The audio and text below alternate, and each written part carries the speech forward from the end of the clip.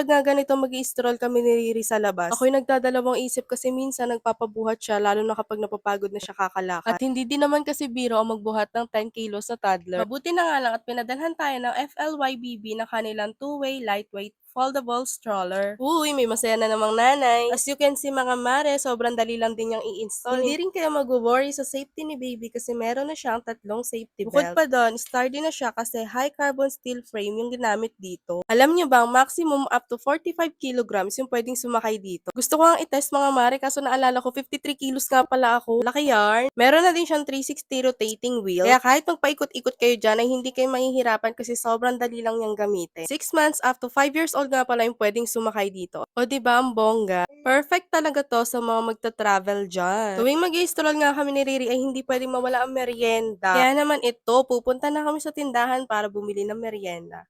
Kahit sa rough road guys, kitang-kita nyo na super stable niya at starting gamitin. Talaga namang sasamahan ka nito kahit saan ka magpunta. Habang bumibili nga ako na may meriendahin ni madam ay hindi maiwasang makipagkwentuhan ng nanay. Ewan ko ba, tuwang-tuwa talaga yung may-ari ng tindahan na to kay Riri. Tuwing bibili kami dito, wala kaming ibang topic kundi si Madam Riri po. Minsan pa nga binibigyan nila si Riri ng biscuit or stick o. Napakabait naman talaga kaya hindi na nakakapagtaka kung bakit ganun na lang yung blessings ni Lord sa kanila. Nung medyo nakapag-ikot-ikot na kami, napag-isipan na naming umuwi para naman makakain na siya ng merienda. Mabilis nga lang yung stroll namin for today's video kasi up until now na nagbo-voice over ako is medyo masama pa rin yung pakiramdam ko kaya naman kung mapapansin nyo, yung boses ko ay parang malat pa rin. Habang nandito pa nga kami sa labas ay napag-isip-isip ko na magwalis na rin. Kaya naman ihaharap ko itong upuan ni Riripot para naman kitang-kita ko siya habang ako ay nagwawali. At syempre nababantayan ko siya habang kumakain. Front and back na nga rin pala yung foot stand ng stroller na to in case mangalay si baby. O diba, sulit na talaga tong stroller na to. Kung gusto niyo nga rin palang umorder na to guys, ilalagay ko na lang yung link ng official store ng FLYBB yan sa caption or sa comment section. Pati na rin yung link ng mismong stroller na to. Kung sa TikTok mo naman napanood itong video ko na to, visit mo lang yung profile ko at nakikita mo sa pinakababa ng bio ko yung link ng mga recommendations ko. Scroll down nga lang kayo mga mare at nakikita nyo dyan yung Shopee Finds and Recos by Arioma. Kapag clinic nyo yan mga mare, madadirect na kayo sa Shopee kung saan nandun yung mga recommendations ko.